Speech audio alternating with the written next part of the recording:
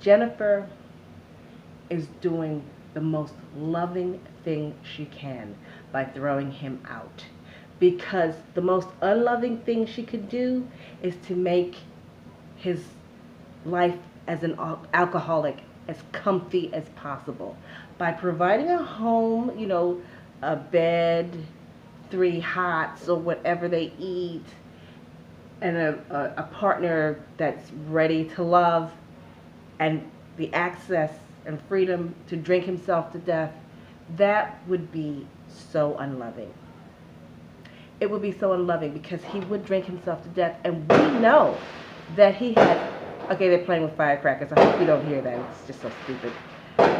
We know that he has had emergency and health scares where he has been to the hospital because of internal bleeding. We know this. We know this. So it's pretty drastic. So her putting him out was the loving thing to do for him. But it's also the loving thing to do for her.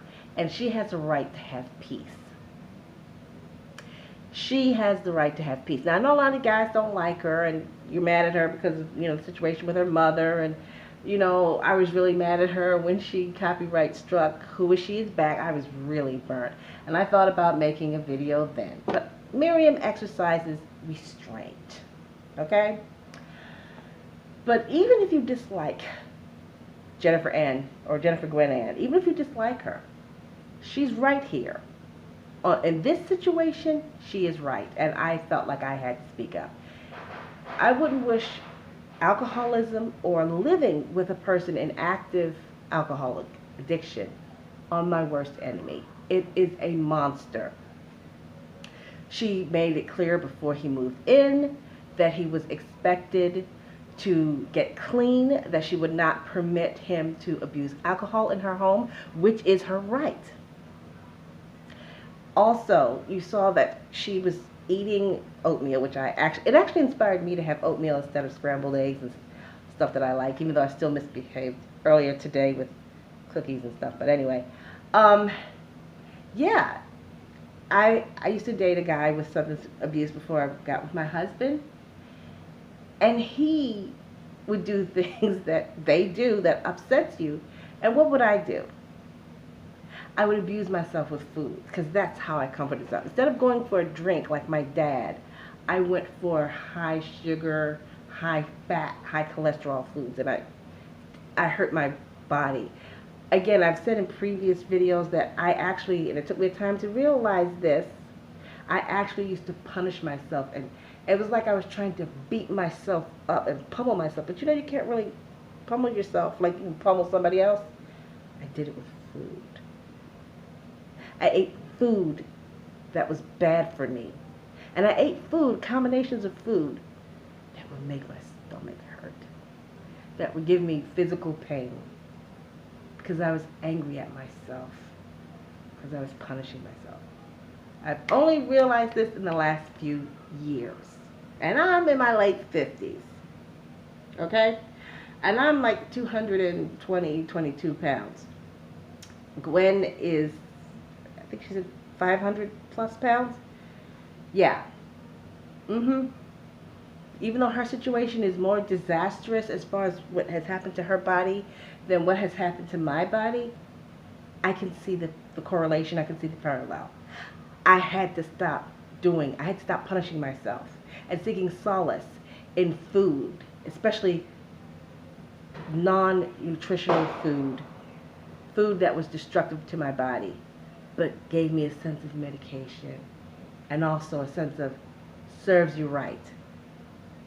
Okay? So I'm seeing her eating the oatmeal, and I know how she feels. I'm like, that's great she's eating oatmeal, because a lot of people would have eaten ice cream and chocolate and pie and all these horrible things. Because they're horrible because they're not going to be done in moderation when you're in that state of mind. LifeByJen is right. He's a grown man. He's an intelligent man. He has the ability to support himself. He has the ability to be a breadwinner in a relationship. And from what she has stated, he's been drinking. And he's a peaceful drinker. Well, that's wonderful. People can be peaceful drinkers. They can be sad drinkers that cry. Oh, they can be angry drinkers. They can be drinkers that think they're the sexiest creature in the world. They get some liquor in them and they're like, oh. And you're like, go away. There's all kinds of drinkers. But you know what? You're destroying yourself. You're destroying yourself.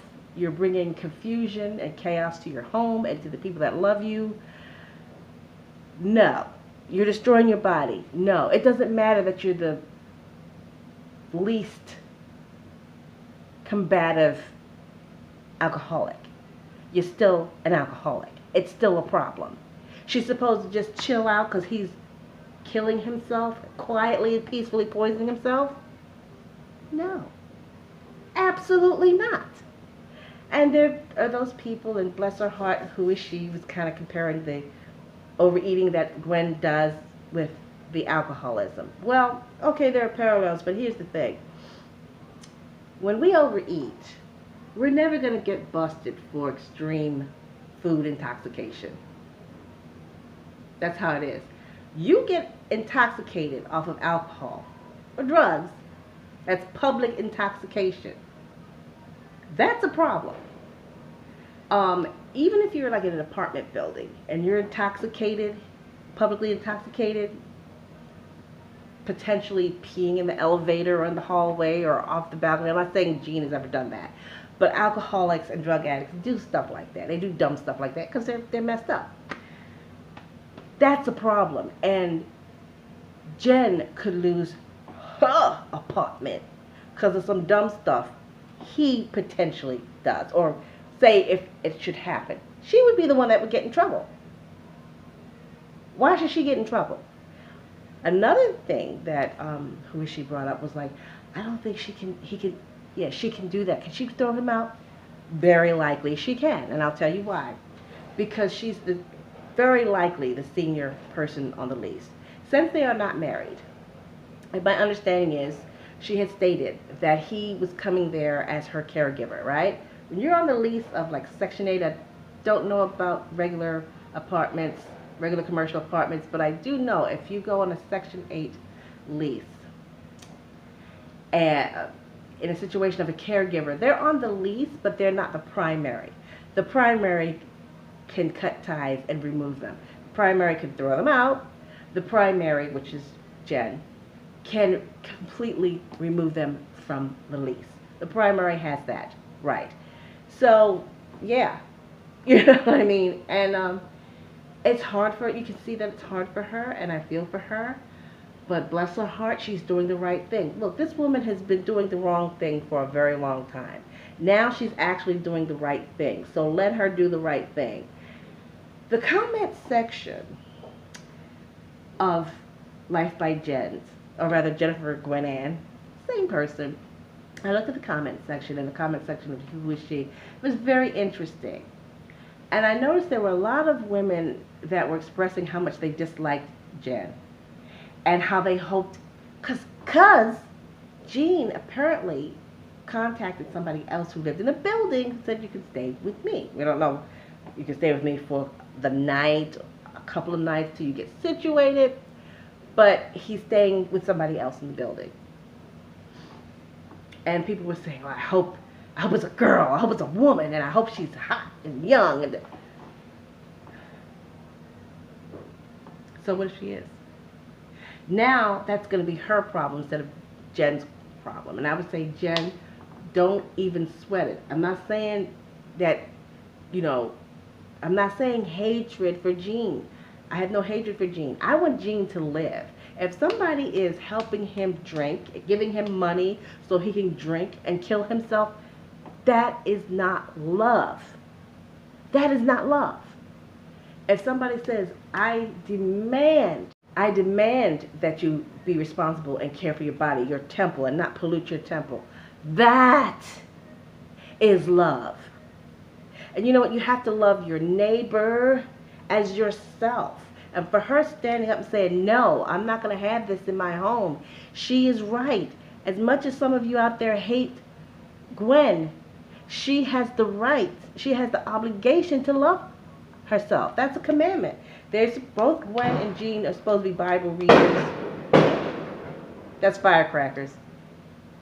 They're supposed to be Bible readers. The Bible says love your neighbor as yourself. And what a lot of people don't understand is that it's telling you love yourself.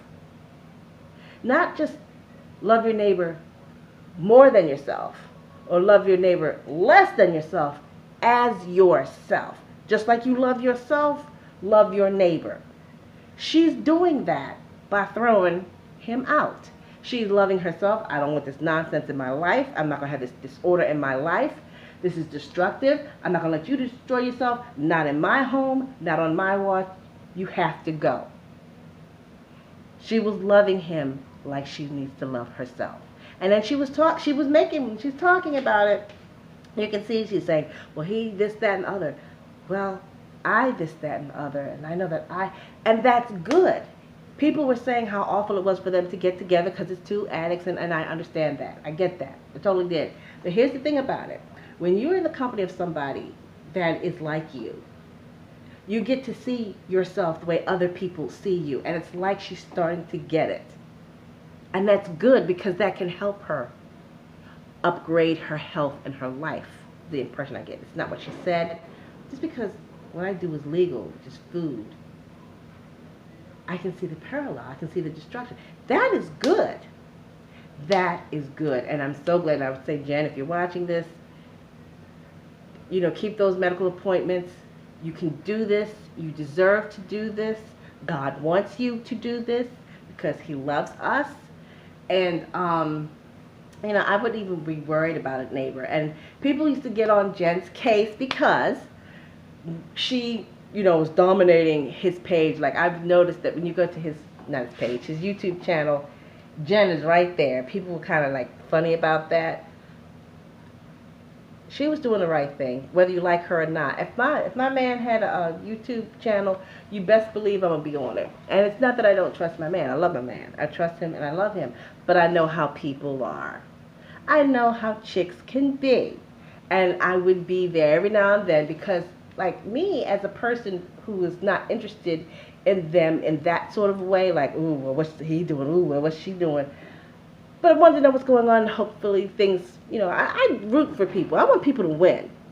But I'm noticing when I'm reading the comments, there are chicks that are, hi, Jean, you're cute. And I'm like, not appropriate, So she's right. She was right to be there. She was right to be there. You have to do that. Now, you also need for your man to be devoted, and that's between Jen and Jean, how much the devotion is. That's But yeah, if my man decides to YouTube, you best believe I'm gonna be in all the comments and let people know, yeah, I'm here. So,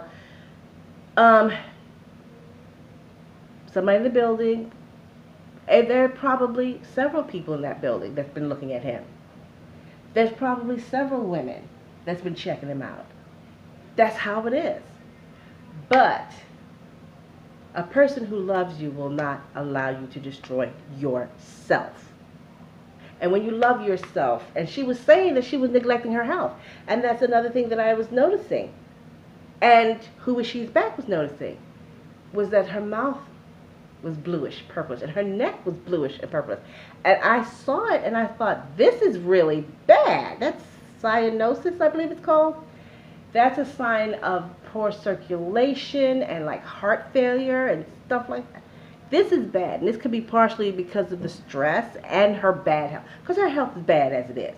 We know she's got the fluid retention because the heart is not able to pump, and it's bad. Which is why, sweetheart, Jen, you've got to get up out of that chair. I'm not saying, run some laps, because you can't do that now.